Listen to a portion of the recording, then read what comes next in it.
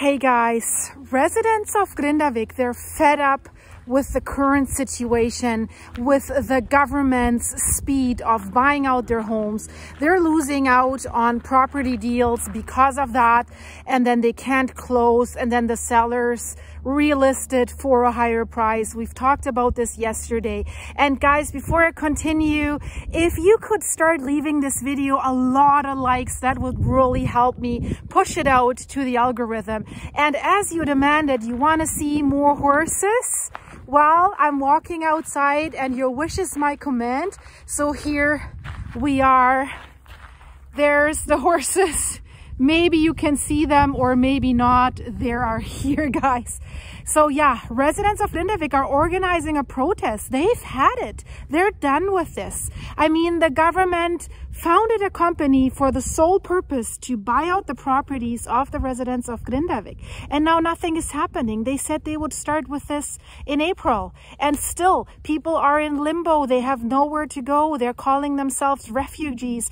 They're living in caravans with family. The children are in limbo, which schools to go to. So why is this taking so long? We're not talking about like 4,000 applications that would match the number of residents in that area. No, we're talking about roughly 600 applications right now. So why is this taking so long, guys? And now let's see if I can demonstrate that those guys will come here to say hello to you guys.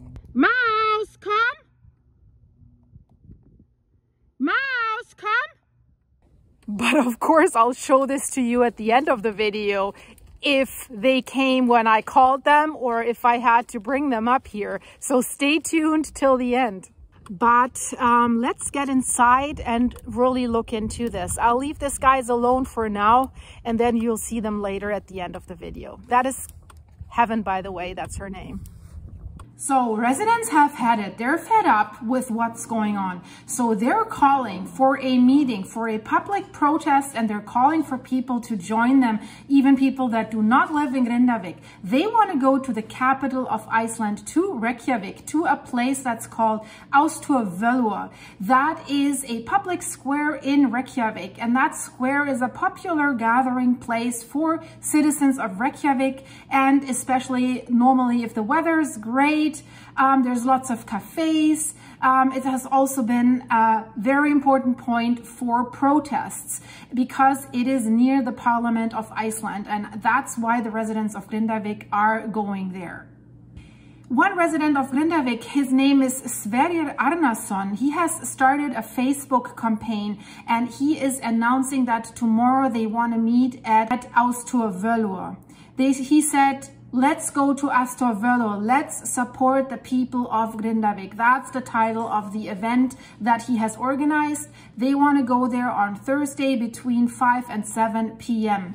And what are they protesting? They're protesting the working methods of the real estate association Thorkatla. That's a company that was founded for the sole purpose to buy out the homes that are in Grindavik because Grindavik is not livable right now. It's been constantly under threat by earthquakes, by volcanic eruptions, by lava flow, by gas pollution, but mainly by what is going on underneath Grindavik. There is a labyrinth of cracks, sinkholes. You know, there was a big magma intrusion on November 10th where a 15-kilometer long magma dike has formed and going through Grindavik underneath. So it looks like a Swiss cheese underneath Grindavik, and there is the hazard level that they invented, especially for Grindavik. It's called crack collapse. So homes have been tilted, foundations have been damaged, walls have cracked. One worker fell into a crack and sadly vanished in that crack and most likely died in that crack. And lava was flowing into Grindavik in January, burning down 3 homes.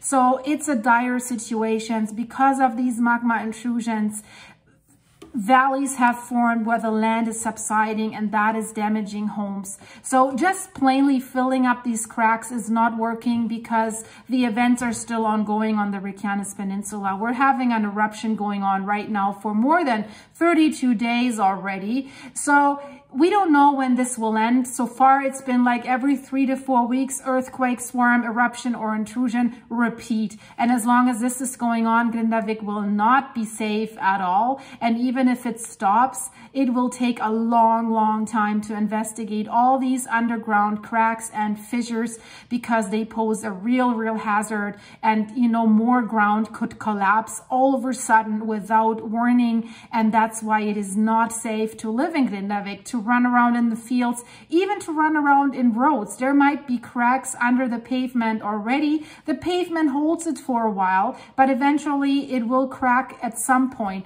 The same underneath homes. There was a crack in an indoor soccer arena like weeks ago that they all of a sudden discovered when they lifted the artificial like grass carpet that they had laid out there.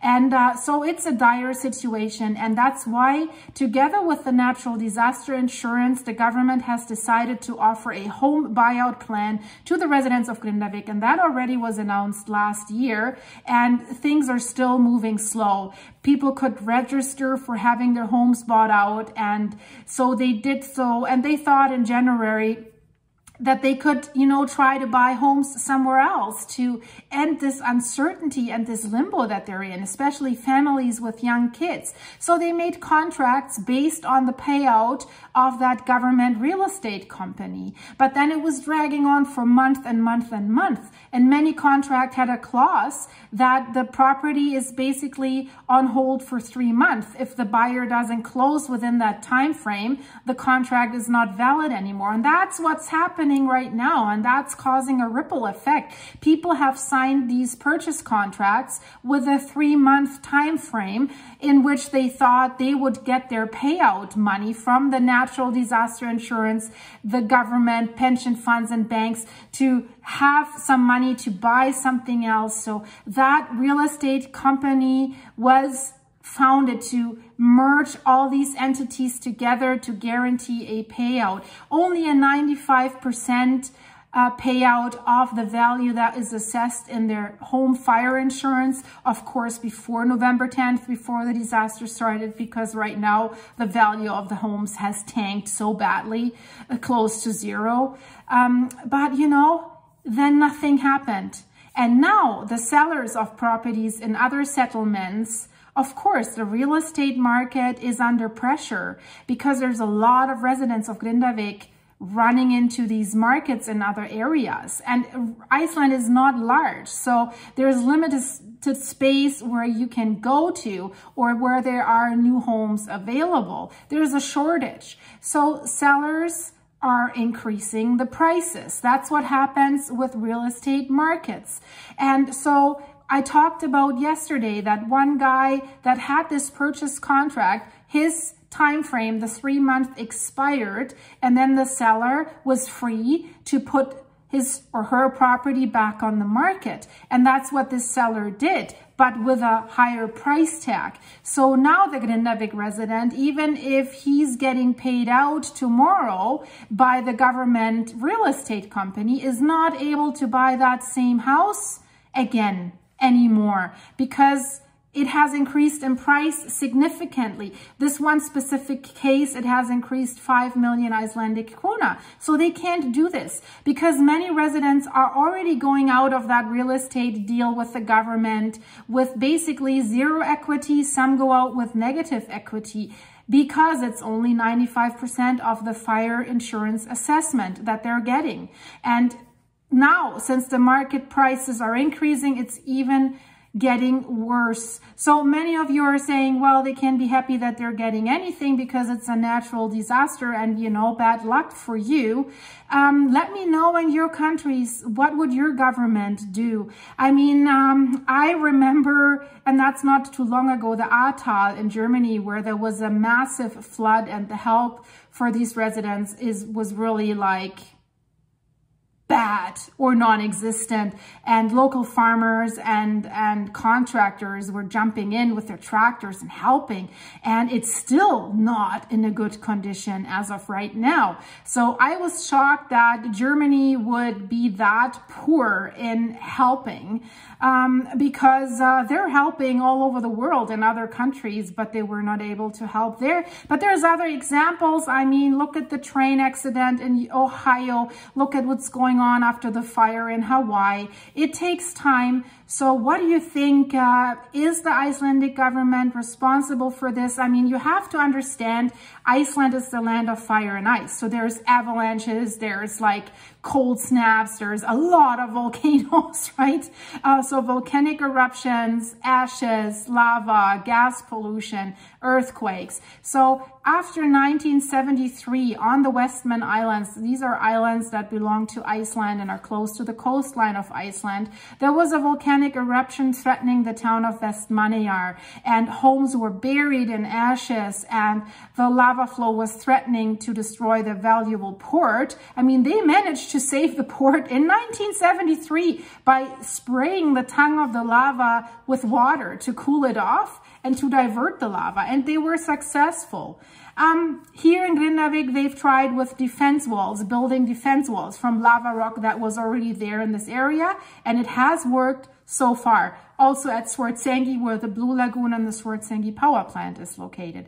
But since that incident in Vestmannaeyjar, when many people lost their homes because they were buried in ashes, they decided to found the natural disaster insurance that would cover events like this, that would enable communities to rebuild their communities. So destroyed homes would get money to rebuild the homes, to make the community a whole and heal again as quickly as possible. The problem here with Grindavik is it's not an isolated one-time incident where you say, okay, this destruction happened, insurance pays out, let's repair and rebuild, because we're dealing with a Reykjavik peninsula that has woken up after 800 years of sleeping, of dormancy. And now nobody can tell how long these events will last and repeat, because these events repeat once a month. So it doesn't make sense to repair a home when it's being destroyed maybe again in the next month.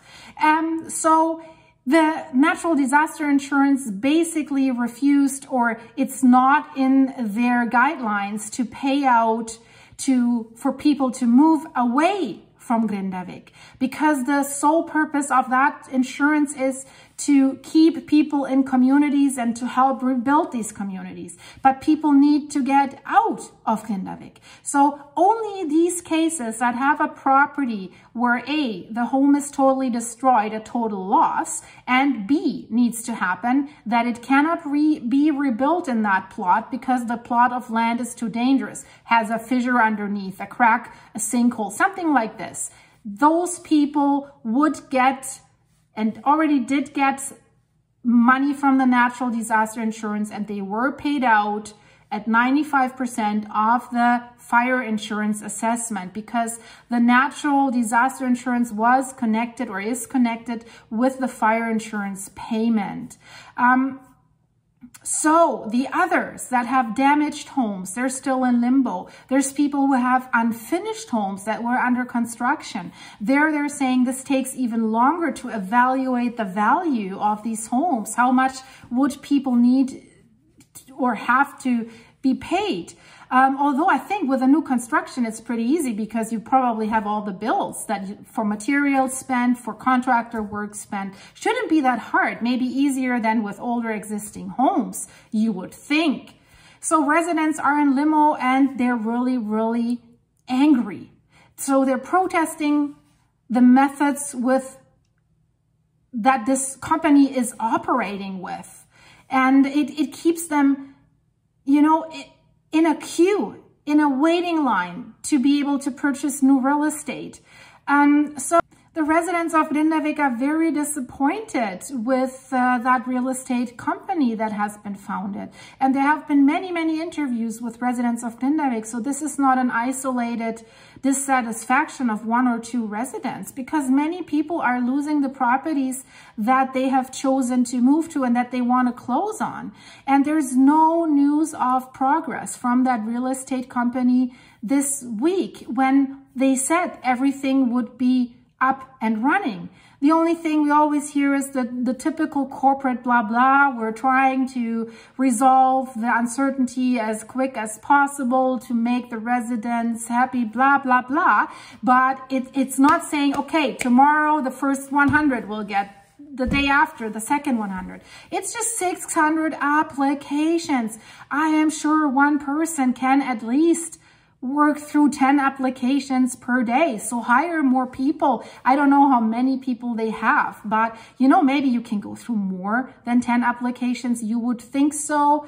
You know, that's why they're encouraging everyone who has an interest or wants to stand in solidarity with the residents of Grindavik to show up tomorrow in Reykjavik. So whoever hears this, if you're in Iceland and if you want to support the residents of Grindavik, go there. Even if you're a tourist, go there. The more people, the more impact it might have, although we know politicians are pretty resilient when it comes to reacting to protests or acknowledging protests. Many of them don't even come out and speak with the protesters.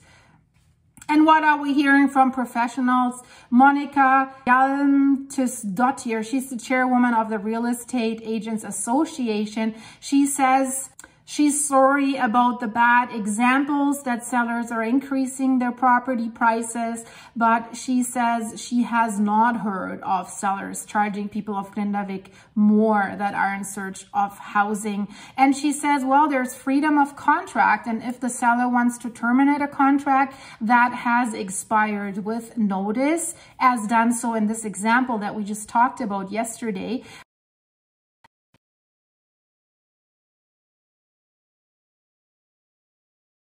of course, the seller has a choice. And there, of course, the market forces are in charge. And it hurts the people of Grindavik so badly, which is very sad to hear. And yes, she is right. I mean, and that's the difficult thing.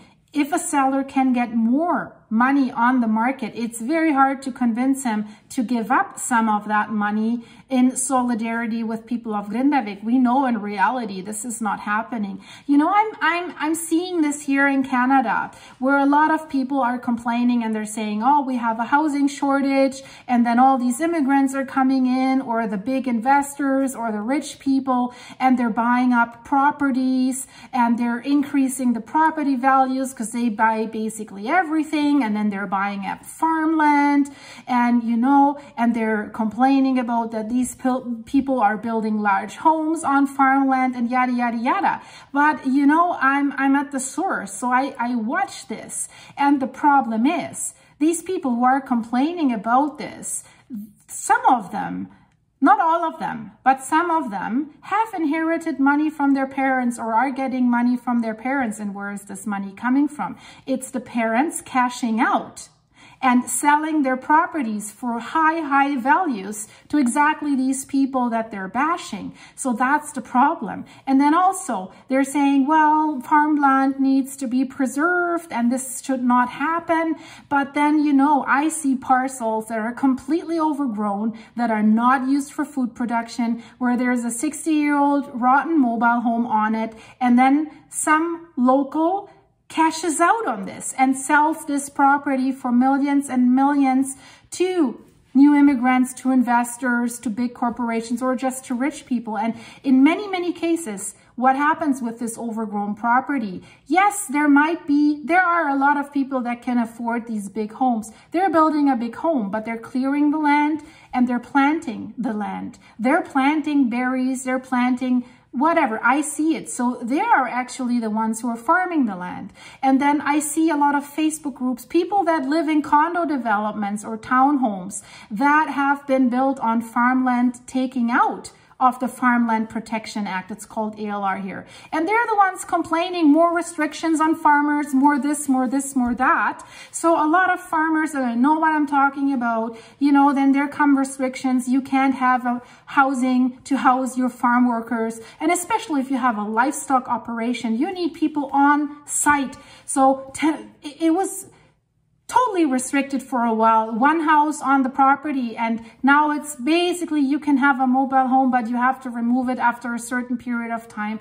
And this is, you know, these people in the condos restricting farmers, what they can do with their land. And as you might see, guys, this upsets me, but you know, I think I was fading away from what I really wanted to say. So it was just an example. It is very, very difficult to regulate the market by telling people, well, please be nice and don't increase your price, because they're basically, everyone is basically doing this if they have the chance to do so, in the most cases, unless there's someone who's ultra rich and wants to help and says, I'm selling this property to this Grindavik person because I feel your pain. But how often does this happen? So difficult situation. Now you know a little bit of what's going on in my brain. Because, you know, I always think, you know, why don't I tell you what I think? Because you're telling me what you think so much in the comments, and I appreciate this. And this is a way for us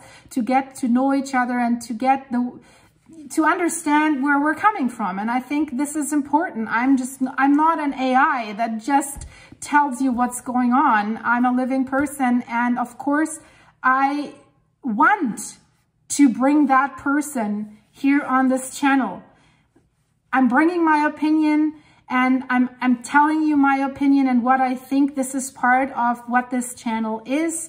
So I hope you like what I do, and if you do, please like this video and leave a subscription if you're new here. I would love to see you on a daily basis. And now let's have a look what the horses did. I promised you that at the end.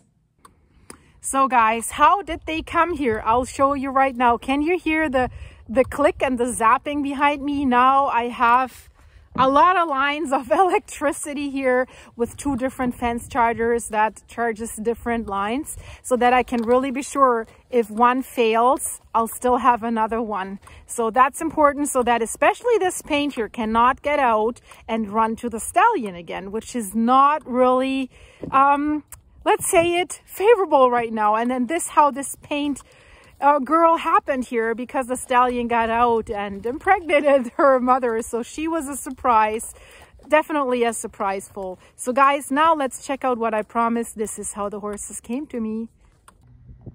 Mouse, come. Mouse, come. Come.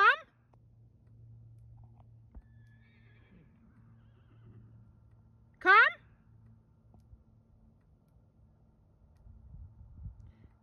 Mouse, come! Faster! You can do it.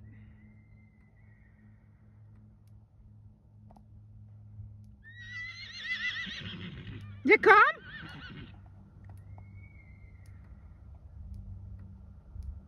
Come?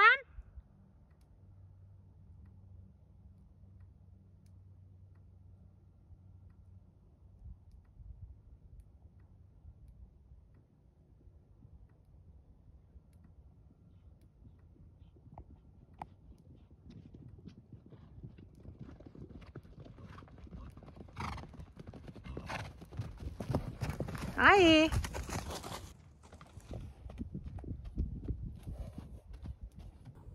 So guys, if you like this video and if you want to see more of us, that is Ingrid. I named her after one of my relatives, and this is Queen because she's the queen mare. She's the boss. And yeah, then please subscribe if you're new here. And if you're not new here, and all of you, please leave this video a like. This would really help all of us. And since the horses are here, we all want to say thank you for your ongoing support on my buymeacoffee.com website for these animals, and of course for the supers that are giving us. You guys are awesome. Check out my latest video about using cloud seeding. That's an interesting topic. Are they manipulating the weather with chemicals? chemicals or with other aerosols? I always thought no, but I looked into this and it's quite stunning what I found. So videos in the end screen, guys. There's more stuff happening in Iceland. There's more stuff happening at the super volcano in Italy. So check out my channel. I would love to keep you here. That's why I'm saying subscribe and click the notification bell. Thank you so much, guys. Bye-bye.